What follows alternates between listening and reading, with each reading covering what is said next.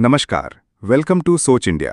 दोस्तों, आज हम बात करने वाले हैं एक ऐसे डेवलपमेंट की जो भारत के लिए सिर्फ डिप्लोमेटिक चैलेंज नहीं, बल्कि एक हिस्टोरिकल डेजावू जैसा मोमेंट भी है। अमेरिका ने भारत पर सैंक्शंस लगा दिए हैं और इंटरेस्टिंग बात यह है कि लगभग 30 साल पहले 1990s के दौरान भी इंडिया को अमेरिका के सैंक्शंस का सामना करना पड़ा था। क्या इतिहास अपने आप को दोहरा रहा है? 1998 में जब भारत ने पोखरण 2 न्यूक्लियर टेस्ट्स किए थे, तब यूएस ने इंडिया पर न्यूक्लियर रिलेटेड सैंक्शंस इंपोज किए थे। उस वक्त टेक्नोलॉजी ट्रांसफर रुक गई, डिफेंस और स्ट्रेटेजिक कोऑपरेशन में ब्रेक लग गया और इंडिया को आइसोलेशन का सामना करना पड़ा।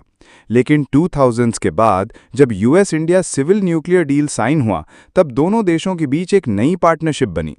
ये पार्टनरशिप ट्रेड, डिफेंस और जियोपॉलिटिक्स में भारत को अमेरिका का स्ट्रेटेजिक एलाय बनाने लगी। लेकिन अब 30 साल बाद एक बार फिर से सैंक्शन शब्द इंडिया यूएस रिलेशंस के ऊपर घूम रहा है।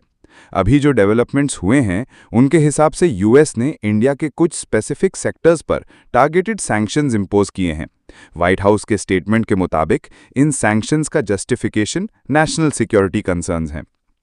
सबसे ज्यादा निशाना बनाया गया है trade duties, advance technology exports और कुछ डिफेंस रिलेटेड ट्रांजैक्शंस को।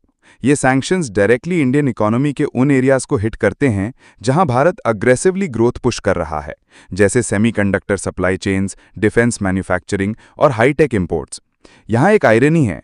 अमेरिका एक तरफ इंडिया को इंडो पैसिफिक में अपना ट्रस्टेड पार्टनर बताता है, क्वाड का मेंबर कहता है, लेकिन जब अपने इकोनॉमिक इंटरेस्ट्स की बात आती है तो वहीं इंडिया पर रेस्ट्रिक्शंस लगा देता है।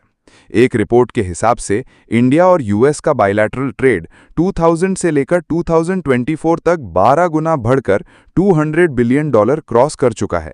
लेकिन अब सैंक्शंस के बाद ये ग्रोथ स्लो हो सकती है। ग्लोबल एंगर से देखा जाए तो अमेरिका ने इसी तरह के सैंक्शंस रशिया, ईरान और चाइना पर भी लगाए हैं, और सभी केसेस में देखा गया है कि सैंक्शंस ने एक रिवर्स इफेक्ट क्रिएट किया, जिससे टारगेटेड कंट्री ऑल्टरनेटिव अलायंसेस बनाने पर मजबूर हो गई। रशिया का एग्जाम्पल ले लीजिए। सैंक्शंस के बाद रशिया और चाइना का रिलेशन और भी स्ट्रांग हो गया। तो क्या इंडिया भी अब रशिया, मिडल ईस्ट और आसियान के साथ ज्यादा क्लोजली अलाइन होगा?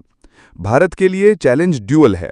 एक तरफ हमें एडवांस्ड वेस्टर्न टेक्नोलॉजी और मार्केट्स चाहिए ग्रोथ को एक्सेलरेट करने के लिए, दूसरी तरफ हम अपनी स्ट्रेटेजिक ऑटोनॉमी को कॉम्प्रोमाइज नहीं कर सकते।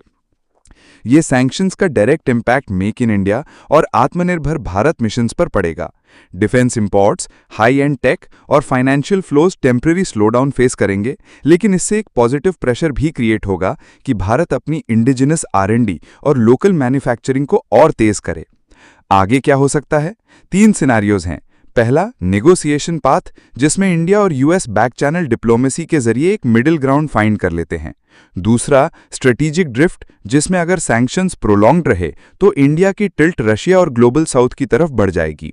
और तीसरा, सेल्फ रिलायंस बूस्ट, जिसमें सैंक्शंस एक कैटलिस्ट बन जाते हैं भारत की डोमेस्टिक इनोवेशन और मैन्युफैक्चरिंग के लिए, बिल्कुल वैसे ही जैसे न्यूक्लियर सैंक्शंस के बाद इंडिया ने अपना इंडिजिनस न्यूक्लियर प्रोग्राम मजबूत किया था।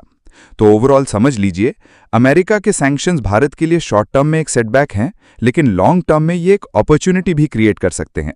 हिस्ट्री ने दिखाया है कि जब भी इंडिया पर रिस्ट्रिक्शंस लगे हैं, तब तक तकलीफ होती है, लेकिन इवेंचुअली भारत और मजबूत होकर निकला है।